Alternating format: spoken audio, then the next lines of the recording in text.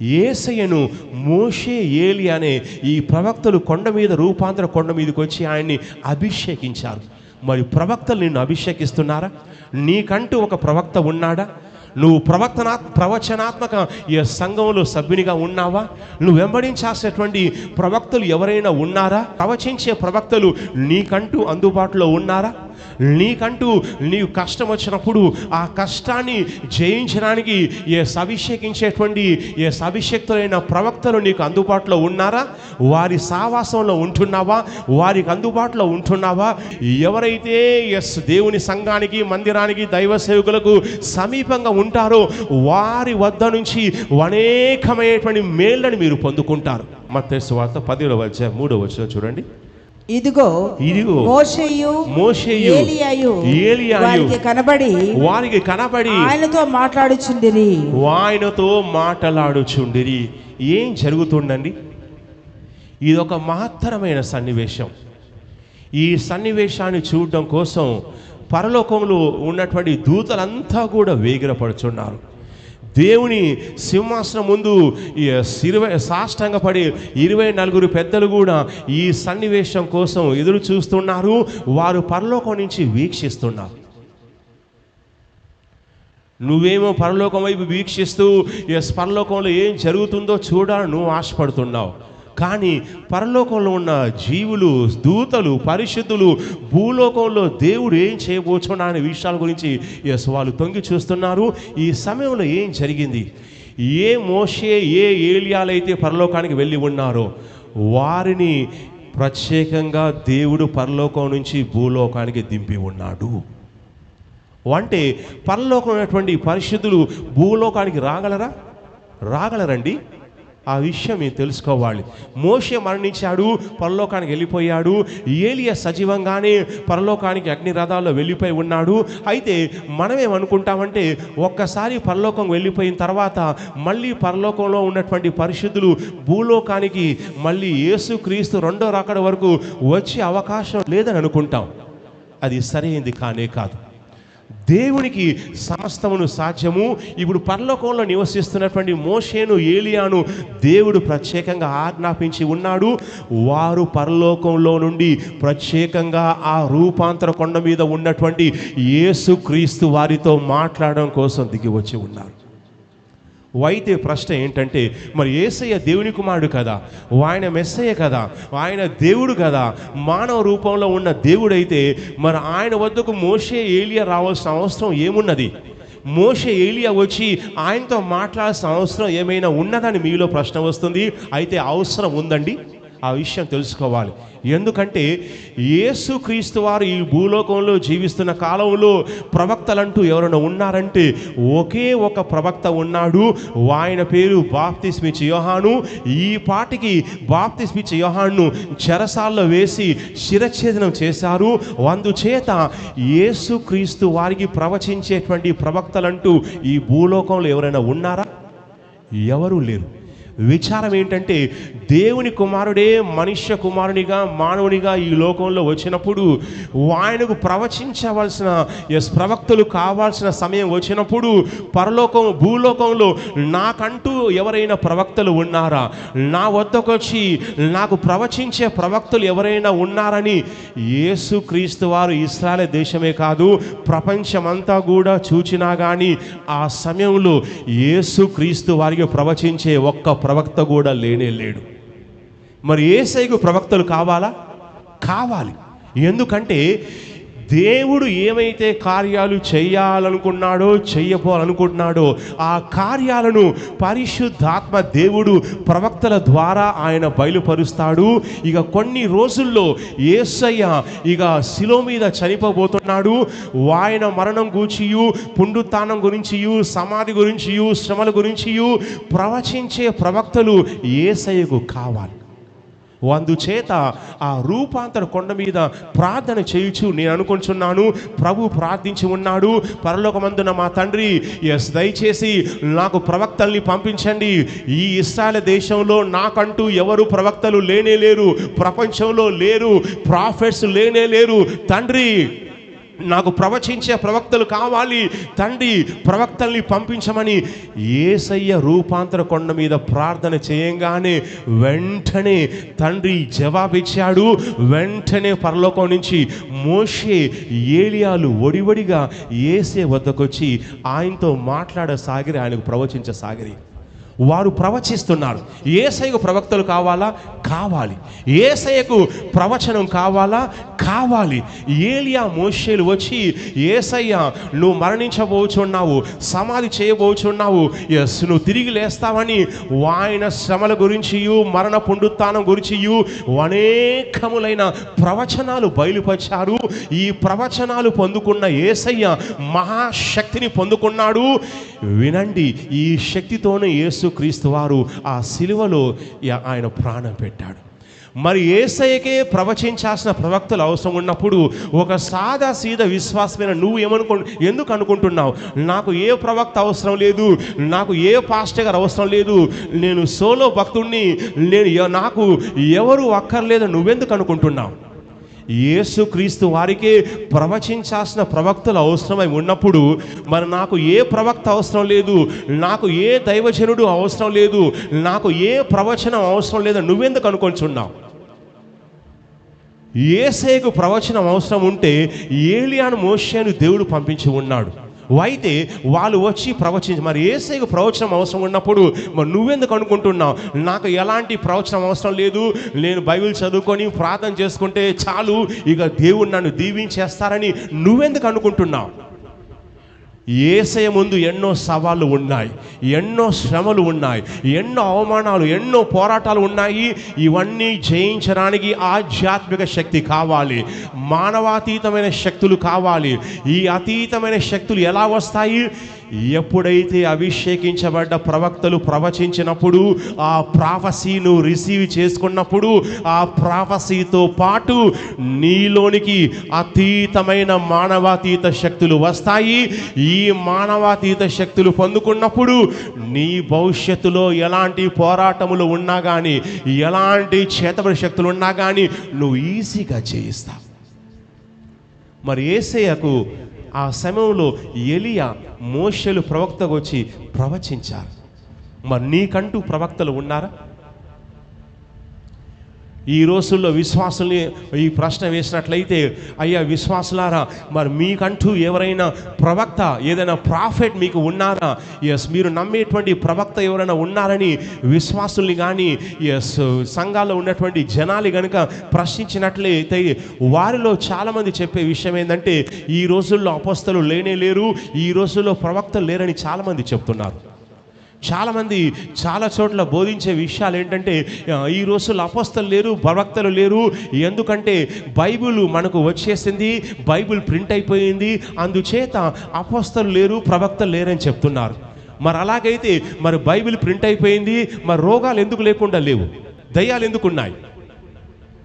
Bible print అయింది, మరి సమస్యలు కూడా ఉండదు కదా. బైబిల్ ప్రింట్ అయింది, అపోస్తలు లేరు, ప్రవక్తలు లేరు అని చెప్తున్నావు. అలాంటప్పుడు బైబిల్ ప్రింట్ అయింది, మరి రోగాలు లేవు, మరి దయ్యాలు కూడా ఉండదు కదా. ఇది ఒక సాతాను బోధ.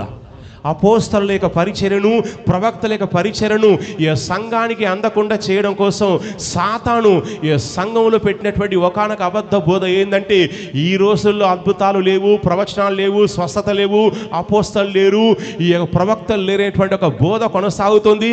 ఇది సాతాను సంఘంలో పెట్టినటువంటి బోధ. మరి యేసయ్యే పెద్ద ప్రవక్త, ప్రవక్తలకే పెద్ద ప్రవక్త, రాజులకే ఆయన రాజు, భూస్వాములకే భూస్వామి. మరి అలాంటి యేసయ్యకే ప్రవక్త అవసరమైనప్పుడు ఒక సాదా సీదా విశ్వాసమైన నీకు ప్రవక్త ఎందుకు లేరు అనుకుంటావు? నీకు ప్రవక్త ఎవరు అని అడిగినప్పుడు చాలామంది ప్రవక్తలు లేరు, అపోస్తలు లేరని చెప్తారు.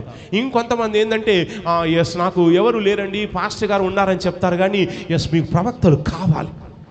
యేసయ్య ప్రవక్తలు ఇచ్చినటువంటి ప్రవచనాలను రిసీవ్ చేసుకున్నాడు. ఇక చేసుకున్న తర్వాత ఇక పోరాటాలు జయించాడు. ఎన్నో అవమానాలు వచ్చాయి. ముళ్ళ మీద తల మీద ముళ్ళ కిరీటం పెట్టారు, సిలువలో వేలాడదీశారు. ఎన్నో సమస్యలు గుండా వెళ్ళినా, ఎన్నో పోరాటాలు జయించాల్సి వచ్చినా, కళ్ళ ముందే చావు నాట్యం ఆడుతున్నా కానీ యేసయ్య భయపడలేదు. ఎందుకంటే ఏలియా, మోషే అనేటువంటి పెద్ద ప్రవక్తలు పరలోకం నుండి దిగి వచ్చి ఆయనకు స్పెషల్గా ప్రాఫెసీ ఇచ్చారు, శక్తిని ఇచ్చారు, ఆయన్ని అభిషేకించారు. యేసయ్యను మోషే, ఏలియా అనే ఈ ప్రవక్తలు కొండ మీద, రూపాంతర కొండ మీదకి వచ్చి ఆయన్ని అభిషేకించారు. మరి ప్రవక్తలు నిన్ను అభిషేకిస్తున్నారా? నీకంటూ ఒక ప్రవక్త ఉన్నాడా? నువ్వు ప్రవచనాత్మక ఈ సంఘంలో సభ్యునిగా ఉన్నావా? నువ్వు వెంబడించాల్సినటువంటి ప్రవక్తలు ఎవరైనా ఉన్నారా? నీకు ప్రవచించే ప్రవక్తలు నీకంటూ అందుబాటులో ఉన్నారా? నీకు కష్టం వచ్చినప్పుడు ఆ కష్టాన్ని జయించడానికి అభిషేకించేటువంటి అభిషేక్తులైన ప్రవక్తలు నీకు అందుబాటులో ఉన్నారా? వారి సావాసంలో ఉంటున్నావా? వారికి అందుబాటులో ఉంటున్నావా? చాలామంది ఏం చేస్తారంటే ఏదో ఆఫీస్ నెంబర్కి ఫోన్ చేసి వెంటనే మాట్లాడాలి, వెంటనే చేయాలి, వాళ్ళు ఏదో డిమాండ్ చేసినట్టుగా మాట్లాడుతూ ఉంటారు. వినండి, యేసుక్రీస్తు వారిని వెంబడించేటువంటి శిష్యులు వేల కొద్ది ఉన్నా కానీ ఎవరైతే ఆయనకు సమీపంగా ఉండి ఆయన మనసు గెలుచుకొని ఆయనకు పరిచర్యలు చేస్తూ, ఆయన కాళ్ళు కడుగుతూ, ఆయనకు సావాసం చేస్తూ, ఆయనకు సేవలు చేసి ఉన్నారో ఆ ముగ్గురికి మాత్రమే ప్రభు తన మహిమను చూపించడానికి ఇష్టపడ్డాడు. అంటే మరి మిగతా 70 మంది శిష్యులకు చూపించడానికి ఇష్టపడలేదంటే ఇష్టపడలేదు. మిగతా లక్షల మంది శిష్యులు ఉన్నారు, వాళ్ళకు చూపించడానికి ఇష్టపడలేదంటే ఇష్టపడలేదు. కారణం ఏంటంటే దేవుడు తనకు సంబంధించినటువంటి చాలా పర్సనల్ విషయాలన్నీ కూడా కేవలం ఎవరైతే సమీపంగా ఉంటారో వారికి మాత్రమే ఆయన దయచేస్తాడు. అలాగే విశ్వాసైన మీరు కూడా ఎవరైతే దైవజనులకు, అభిషక్తులైన ప్రవక్తలకు సమీపంగా ఉంటూ ప్రతి ఆదివారం నాడు బేతల్టవ చర్చికి వస్తూ ఈ సంఘంలో సభ్యులుగా కొనసాగుతూ దశమ భాగాలు ఇస్తూ ఈ సంఘ అభిషేకంలో కొనసాగుతూ క్రమంగా మీరు వచ్చినప్పుడు మీరు దైవజనులకు సమీపంగా ఉంటారు. మీ కష్టం వచ్చినప్పుడు ఎక్కడ ఉన్నా కానీ మీకోసం ప్రత్యేకంగా అభిషేకించే స్థాయిలో ఉంటారు. నా ఫోన్ ఎత్తలేదు, నాతో మాట్లాడలేదు అని చాలామంది విశ్వాసులు, చాలామంది అసలు కోపడుతూ ఉంటారు, డిమాండ్లు చేస్తూ ఉంటారు. మరైతే నువ్వు క్రమంగా బేతల్డవ చర్చికి రెగ్యులర్గా వస్తున్నావా? ఎవరైతే సమీపంగా ఉంటారో వారికి ఆ పరిచర్య దొరుకుతుంది. యేసుక్రీస్తు వారికి వీరు సమీపంగా ఉన్నారు కాబట్టి వారికి మాత్రమే మహిమ దొరికింది. యేసుక్రీస్తు వారికి ప్రవచించడానికి ప్రవక్తలు వచ్చారు. వినండి, ఎవరైతే దేవుని సంఘానికి, మందిరానికి, దైవ సేవకులకు సమీపంగా ఉంటారో వారి వద్ద నుంచి అనేకమైనటువంటి మేళ్ళని మీరు పొందుకుంటారు. అయితే మీరు క్రమంగా బేతల్డవ చర్చికి క్రమంగా వస్తున్నారా? మరి ఈ సంఘంలో మీరు సభ్యులుగా జాయిన్ అయ్యారా? మరి ఈ సంఘ సావాసంలో ప్రతి ఆదివారం వచ్చి మీరు ప్రవక్త చేత ప్రవచనం మీరు పొందుకుంటున్నారా? అభిషేకం మీరు పొందుకుంటున్నారా? ప్రతి ఆదివారం నాడు సండే రోజు ఫ్రీ అపాయింట్మెంట్ నేను ఇస్తుండగా ఈ అవకాశం సద్వినియోగం చేసుకుంటూ ప్రతి ఆదివారం వచ్చి ఈ ఫ్రీ అపాయింట్మెంట్ ప్రేయర్ లైన్లో నిలబడి మరి ప్రార్థన చేయించుకుంటున్నారా? 4వ వచనం చూడండి, మత్తయి సువార్త 17వ అధ్యాయం 4వ వచనం చూడండి. అప్పుడు పేతురు ప్రభువా మనం ఇక్కడ ఉండుట మంచిది, నీకు ఇష్టమైతే ఇక్కడ నీకు ఒకటియు మోషేకు ఒకటియు ఏలియాకు ఒకటియు 3 పర్ణశాలలు కట్టుదుమని యేసుతో చెప్పెను. అతడు ఇంకను మాట్లాడుచుండగా ఇదిగో ప్రకాశమానమైన ఒక మేఘము వారిని కమ్ముకొనెను. ఇదిగో ఈయన నా కుమారుడు, ఈయన యందు నేను ఆనందించుచున్నాను, ఈయన మాట వినుడని ఒక శబ్దము ఆ మేఘముల నుండి పుట్టెను. ఇది చూడంగానే వెంటనే పేతురు ఒక సలహా ఇచ్చాడు. ఏ సలహా ఇచ్చారంటే, ఎస్ ప్రభువా మనం ఇక్కడ ఉండటం మంచిది, మోషే ఉన్నాడు, ఏలియా ఉన్నాడు, మీరు ఉన్నారు, ఇక మీ ముగ్గురు కలిసినట్లయితే ఎస్ ఒక పార్టీగా మారేసి మనం ఎన్నో కార్యక్రమాలు చేయొచ్చు, రోమా సామ్రాజ్యం నుంచి ఇశ్రాయేలు దేశాన్ని కూడా విడిపించవచ్చు. నీకు ఇష్టమైతే ఇక్కడ నీకు ఒకటి, మోషేకు ఒకటి, ఏలియాకు ఒకటి 3 పర్ణశాలలు కడతాను, సో ఇక్కడి నుంచి మీరు రాజ్యపాలన చేయండి. పేతురు యేసుక్రీస్తు వారికి ఉచిత సలహాలు ఇస్తున్నాడు. వినండి, చాలామంది ఏం చేస్తారంటే ప్రార్థనలో దేవునికి ఉచితమైన సలహాలు ఇచ్చే ప్రయత్నం చేస్తూ ఉంటారు. దేవుడు నీ జీవితంలో ఏమైతే చేయాలని కోరుకొంచున్నాడో అది జరుగునుగా కానీ కోరుకోకుండా దేవుడు మీ జీవితంలో ఏం చేయాలని కోరుకుంటున్నాడో, లేదా దేవుడు మీరేమి చేయాలని కోరుకుంటున్నారో దేవుడు అది చేయనట్లుగా చాలామంది ప్రార్థనలు ఏం చేస్తారంటే సూచనలు, సలహాలు ఇచ్చే ప్రయత్నం చేస్తూ ఉంటారు. ఈ సూచనలు, సలహాలన్నీ కూడా దేవుడు తీసుకెళ్ళి డస్ట్బిన్లో వేస్తాడు. యేసయ్య ఎవరు? దేవుని కుమారుడు. ఈ దేవుని కుమారునికి సలహా ఇస్తున్నాడు, మనం ఇక్కడే ఉందాము, ఇక్కడే టెంట్ వేసుకుందాము, ఇక్కడి నుంచే మనం పాలన చేద్దాము అంటే దేవుడు యేసుక్రీస్తు వారిని ఏ ఉద్దేశంతో ఈ లోకానికి పంపించాడు? ఆయన పాపాల కోసం మరణించి లేవాలి. ఈ ఉద్దేశాలకు వ్యతిరేకంగా పేతురు యేసయ్యకు ఉచిత సలహా ఇస్తున్నాడు. ఇది దేవుని చిత్తానికి విరుద్ధమైంది. వినండి, చాలామంది విశ్వాసులు ప్రార్థన చేసే టైంలో చేసే పెద్ద మిస్టేక్ ఏంటో తెలుసండి? పరలోకమందున మా తండ్రి నీ నామం పరిశుద్ధపరచబడును గాక, పరలోకమందు నీ చిత్తం నెరవేరినట్లు భూమి మీద నెరవేర్చబడును గాక అని చెప్తూనే మనం కొన్నిసార్లు ప్రార్థనలో ఏం చేస్తామంటే మనము దేవుడు ఏమైతే చేయాలని కోరుకుంటున్నామో అది మనం సూచనలు, సలహాలు ఇచ్చే విధంగా ప్రార్థనను ఒక కేంద్రంగా వాడుకున్నాం. నీకు అమ్మాయి నచ్చింది, ఈ అమ్మాయితో మాట్లాడు ప్రభు అని నువ్వు ప్రభుకి ప్రార్థన చేసి మాట్లాడు ప్రభు అని వానికి సూచన తెలియజేస్తున్నావు. మరి అమ్మాయి ఆయన చిత్తంలో ఉందా లేదా, ఆ అబ్బాయి దేవుని చిత్తంలో ఉన్నాడా లేదా, మ్యారేజ్ విషయంలో దేవుని చిత్తంలో ఉన్నాడా లేదా అని అడగాల్సింది పోయి, దేవుని చిత్తంను కనుక్కోవాల్సింది పోయి, నీకు నచ్చింది కాబట్టి ఆ అమ్మాయి అబ్బాయి ఒప్పుకోవాలని నువ్వు కోరుకుంటున్నావు కాబట్టి ప్రభువుకు సూచన ఇస్తూ, సలహా ఇస్తూ నువ్వు అబ్బాయితో అమ్మాయితో మాట్లాడమని నువ్వు అనవసరమైన సలహాలు ఇస్తున్నావు. చాలా సందర్భాల్లో విశ్వాసులు ఏంటంటే తెలియకనే చాలామంది ఏంటంటే ఉచితమైన సలహాలు ఇచ్చే ప్రయత్నం చేస్తూ ఉంటారు. ఈ సలహాలను దేవుడు అంగీకరించాడు. వినండి, ప్రార్థన అంటే ఏంటంటే దేవుని యొక్క చిత్తాన్ని తెలుసుకోవడానికి దేవుడు ఏర్పాటు చేసిన వ్యవస్థయే ప్రార్థన. ప్రార్థన అంటే మనకున్న గోడంతా చెప్పుకోవడం కోసం మాత్రమే కాదు, మన అవసరాలు ఏంటో ఆయనకు తెలియచేయాలి. కానీ ప్రార్థన ఎందుకు దేవుడు నీకు ఇచ్చాడు, ప్రార్థన ద్వారా దేవుని యొక్క కార్యం ఏం చేయాలనుకుంటున్నానంటే దేవుని యొక్క చిత్తమును నీ జీవితంలో తెలుసుకునే విధంగా దేవుడు నీకు ప్రార్థన అనే ఒక వ్యవస్థ నీకు ఇచ్చాడు.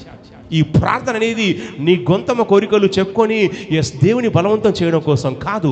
లేదంటే ప్రార్థన అంటే నీ ఫిర్యాదులన్నీ కూడా, నీ భయములన్నీ కూడా దేవునికి చెప్పుకోవడం కోసం ఉన్న వ్యవస్థ కాదు.